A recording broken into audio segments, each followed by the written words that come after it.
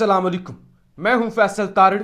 रात भर जो कुछ जमान पार्क में हुआ और जो जुल्म जबर कल हुआ, यजीदियत की जो इंतहा हुई, वो सारा पाकिस्तान जान चुका है कि कत्लेआम हुआ, खून बहा गया और पूरी दुनिया का मीडिया इस वक्त इस निगरान हुकूमत पर थूक रहा है। यानी मैंने 10-15 से ज्यादा इंटरनेशनल अखबारें पढ़ी, जो कि मैं आपके सामने भी रखूंगा, जहां पे लानत पड़ रही है इस इंपोर्टेड माफिया पर कि रात भर इमरान खान की गिरफ्तारी का मंसूबा बना रहा।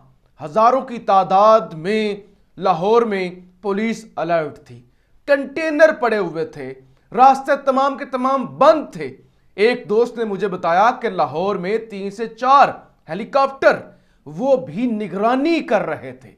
यानी वो ऊपर हेलीकॉप्टर निगरानी कर रहे थे, नीचे कंटेनर लगे हुए थे, पुलिस अलर्ट थी। फिर आखिर पता नहीं क्या वजह थी। हालांकि एतजाज एहसन साहब ने रात को कह दिया था कि ये आज हर हाल में इमरान खान को गिरफ्तार कर लेंगे। इतनी बड़ी तादाद में उन्होंने कहा पुलिस मैंने नहीं देखी कभी, इतनी पुलिस है, हर तरफ गाड़ियां गाड़ियां। वो वीडियो मैंने भी आपके सामने रखी थी कि कितनी गाड़ियां हर तरफ, मोटरसाइकिल, और क्या एक मैदान जंग बना हुआ है। मकबूजा कश्मीर से भी बुरे हालात लाहौर के बने हुए थे। फिर जब सुपर हाई अलर्ट था, रात को लाहौर सुपर हाई अलर्ट था, पीटीआई के कारकुनान भी पहुंच रहे थे, तमाम पीटीआई की आदत भी जाग रही थी। फिर गिरफ्तारी क्यों नहीं हुई? मंसूबा टला नहीं है, लेकिन कुछ जराए ये बताते हैं कि रात भर किसी ग्रीन सिग्नल का इंतजार होता रहा और 1 से 2 अहम शख्सियात थीं जो गिरफ्तारी पर नहीं मान रही थी। हुकूमत बाजिद थी, सारा मंसूबा तैयार था, हेलीकॉप्टरों से निगरानी हो रही थी, कंटेनर ही कंटेनर थे, लेकिन कोई एक शख्सियत थी जो नहीं मान रही थी। शायद उनको लगता हो कि बहुत ज्यादा नुकसान हो जाएगा या इसके बाद जो है बिल्कुल ही बेड़ा गर्क हो जाएगा। लेकिन पीटीआई ने अब अपनी जुबानें जनरल सैयद आसिम मुनीर के खिलाफ भी खोलना शुरू कर दी, यानी मौजूदा एस्टैब्लिशमेंट यानी पीटीआई ने पिछले 2-3 महीनों से ना बड़ा नरम रवैया रखा, तनकीद नहीं की, मौजूदा क़यादत पर तो बिल्कुल नहीं की। जनरल रिटायर्ड बाजवा साहब पे होती रही कि जनरल बाजवा ने यह किया, जनरल बाजवा ने ये इसका जिम्मेदार है, लेकिन मौजूदा क़यादत को उन्होंने बख्श दिया या उस पर हवाले से, क्योंकि हर किसी की कोशिश होती है कि मामला जो हैं वो बड़ी आसानी से या अफहम तफहीम से हल हो जाए। और खान ने कहा कि मैं तो मुज़ाकरात करने के लिए सियासी बंदा हूं, बैठने के लिए तैयार हूं। लेकिन अब पीटीआई ने बोलना शुरू कर दिया, इमरान खान ने बोलना शुरू कर दिया अदालतों में पेश। अच्छा जी, ये जनाब ये क्या उनकी अपना फवाद चौधरी साहब जो है ना, वो कहते हैं मोहसिन नकवी हुकूमत पर फर्ज कर दिया गया है, मोहसिन नकवी हुकूमत पर फर्ज कर दिया गया है कि इलेक्शन रुकवाने के लिए लाशें गिराएं। ये फर्ज है उन पे, लाशें गिराएं। पुलिस तसादम में हमारा एक बंदा जाँ बहक हो गया। पीटीआई ने खूनी तसादम से बचने के लिए रैली मनसूख की। मौजूदा हुकूमत कठपुतली है, यानी मौजूदा हुकूमत तो सिर्फ इस्तेमाल हो रही है, किसके हाथों? इसको एस्टैब्लिशमेंट चला रही है। यानी उन्होंने कहा कि ये तो कठपुतली है, असल जिम्मेदार एस्टैब्लिशमेंट है, इसको एस्टैब्लिशमेंट जो है वो चला रही है।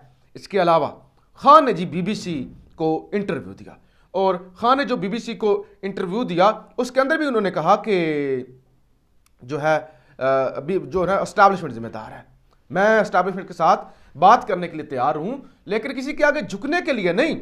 अच्छा जी, खान ने कहा कि मुझसे पूछा गया कि एस्टैब्लिशमेंट आपसे बात करे तो क्या आप करेंगे? मैंने कहा मैं सियासी आदमी हूं, मैं सब से बात करूंगा सिवाय चोरों के। अच्छा, इमरान खान ने वाज़ा किया कि इन्होंने कभी ना आर्मी चीफ को बात करने की दावत दी, ना शहबाज शरीफ को। पाकिस्तान तहरीक इंसाफ के चेयरमैन इमरान खान का कहना था कि यह बयान चल रहे हैं कि मैं आर्मी चीफ से बात करना चाहता हूं, तो मुझे एस्टैब्लिशमेंट की जरूरत नहीं। मैंने कहा मुझे एस्टैब्लिशमेंट की जरूरत नहीं। उन्होंने कहा कि जिस जमात के साथ मुल्क के अवाम हूं तो उसे बैसाखियां दरकार नहीं होती। इमरान खान से पूछा गया कि क्या फौजी क़यादत तब्दील होने से उनके लिए एस्टैब्लिशमेंट के रवैये में कोई फर्क आया, तो उनका कहना था कि हमारे लिए कोई फर्क नहीं पड़ा, कोई भी फर्क हमारे लिए, वो कहते हैं, एस्टैब्लिशमेंट के रवैये में नहीं पड़ा। इसके अलावा जी बहुत सारी खबरें हैं। लाहौर हाई कोर्ट के अंदर दफ़ा 144 के नफाज के हवाले से समाअत हुई और पंजाब हुकूमत ने दफ़ा 144 का नफाज ख़त्म कर दिया है। एडवोकेट जनरल पंजाब का अदालत में बयान, हुकूमत पंजाब ने दफ़ा 144 का नफाज का नोटिफिकेशन वापस ले लिया। हालांकि कह रहे थे 7 दिन के लिए, यानी तमाशा लगाना था ना, सारा काम था तमाशा लगाना, और तमाशा में किसी हद तक कामयाब हुए, लेकिन जो अल्टीमेट रिजल्ट थे उस तक नहीं पहुंच सके। चीखें निकल गई बड़े बड़ों की, हाथ खड़े कर दिए उन्होंने कि नहीं हम अफोर्ड कर सकते। हालांकि कत्लेआम भी हो गया, खून भी बहा, और उसके बाद पैमरा पर पाबंदी, रैली दिखाने पे पाबंदी, उसके बाद जो है सब कुछ हुआ, कंटेनर हेलीकॉप्टरों से निगरानी, लेकिन फिर भी उन्हें लगा कि फिर भी हम सारा रियासती जबर इस्तेमाल करके भी इमरान खान को जो है वो गिरफ्तार नहीं कर सकते।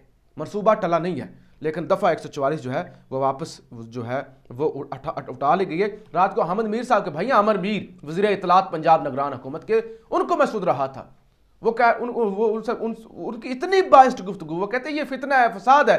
काशिफ अब्बासी साहब ने कहा आप ये कैसे कह सकते हैं, आप तो निगरान है, आपको तो न्यूट्रल होना चाहिए, और आपकी तो जिम्मेदारी नहीं है, आपकी जिम्मेदारी सिर्फ इलेक्शन कराना है।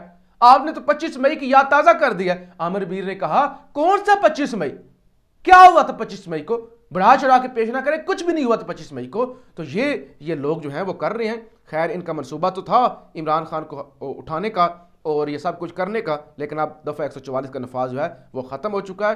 कारकुन इसमें उनको क्रेडिट जाता है कि इनकी कोशिश थी कि जिले शाह को हमने कत्ल कर दिया और दीगर लोगों को जख्मी कर दिया, अब लोग डर जाएंगे, जमान पार्क के आसपास नहीं भटकेंगे, लेकिन ये अपने मनसूबे के अंदर नाकाम हुए। जनरल सैयद आसिम मुनीर साहब जनाब गवादर गए हुए हैं और वहाँ बलोचिस्तान के लेफ्टिनेंट जनरल आसिफ गफूर साहब भी उनके साथ हैं और गवादर का वो दौरा कर रहे हैं। ये बड़ा अहम दौरा है और क्योंकि वहाँ पे हर वक्त बगावत की और फिर वो गवादर के हवाले से जो मूवमेंट चलती है मौलवी शायद हदायतुल्लाह की निगरानी में, उस हवाले से भी। अच्छा जी, जस्टिस खोसा के दौर में ISI का कर्नल शफीक चीफ जस्टिस के साथ बैठकर बेंच फिक्स करता था, फैसला क्या करना है यह भी बताता था। साकिब निसार मोबाइल की लीक शुरू हो गई। साकिब निसार साहब ने कहा था कि मेरा मोबाइल फ़ोन हैक हो गया है, 2 दिन से व्हाट्सएप हैक है। तो अब इतलात हैं कि मज़ीद जो ऑडियो लीक्स हैं अदलिया के हवाले से, खोसा साहब के हवाले से, साकिब निसार साहब के हवाले से, वो भी आने जा रही हैं। साबिक गवर्नर पंजाब और चौधरी सरवर साहब जिन्होंने PTI छोड़ दी थी और उनको काफ लीग का, यानी चौधरी शुजात ग्रुप जो है, काफ लीग दूसरी तो ख़त्म हो गई ना, PTI में जम हो गई, तो काफ लीग का सदर बनाने का फैसला किया गया है। आज यानी मुल्क के अंदर बेशर्मी चल रही है। इंटर बैंक के अंदर और ओपन मार्केट के अंदर डॉलर तकरीबन 5 रुपये महंगा हुआ है और 183 पे आज डॉलर पाकिस्तान के अंदर ट्रेड कर रहा है। इमरान खान के खिलाफ थाना संगानी में इक़दाम कत्ल का मुकदमा वो भी दर्ज और उसकी समाअत हो रही है। और इसके अलावा जो है राना सनाउल्लाह इलेक्शन करवाने के लिए बिल्कुल जो है और गवर्नर KP के सीरियस नहीं है। वो कहते हैं अदालतों से पेश होने से इनकार किया तो लाजमी इमरान खान को गिरफ्तार करके पेश किया जाएगा। आइन में सिर्फ 90 दिन में इलेक्शन का दर्ज नहीं, कुछ और भी दर्ज है।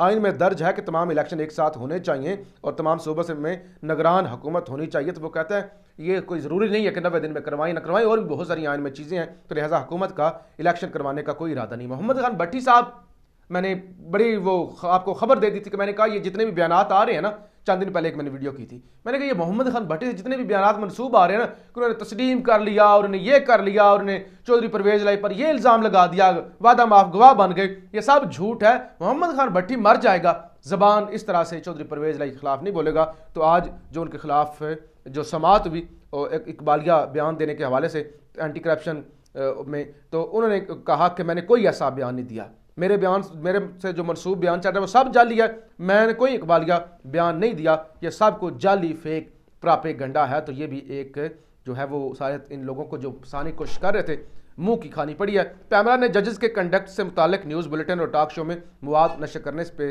पाबंदी लगा दी है।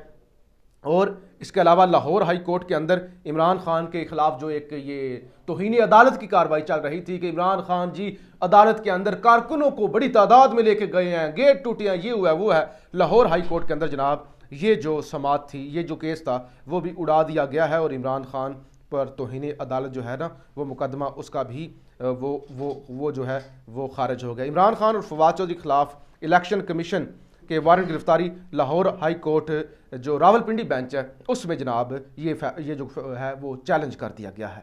और लाहौर हाई कोर्ट अदालत ने कारकुनों के हमरा अदालत में पेश होने पर इमरान खान के खिलाफ तौहीन अदालत की दरख्वास्त मुस्तरद कर दी। तो ये भी लाहौर हाई कोर्ट के अंदर हुआ है और बड़ी जल्दी के साथ ये मेरे सामने एक स्क्रीनशॉट में आपके सामने भी रख दूंगा। Khaleej Time, the Washington Post, Hindustan Time, Associate Press, Arab News, Amnesty International, Voice of America और the Hindu, the Indian Express, Al Arabiya News और ये Al Jazeera, the Economic Times, the Independent और इसके अलावा बेशुमार और बड़े न्यूज़ चैनल हैं जो एक ही खबर लगा रहे हैं कि Pakistani police use water cannon tear gas in Khan rally.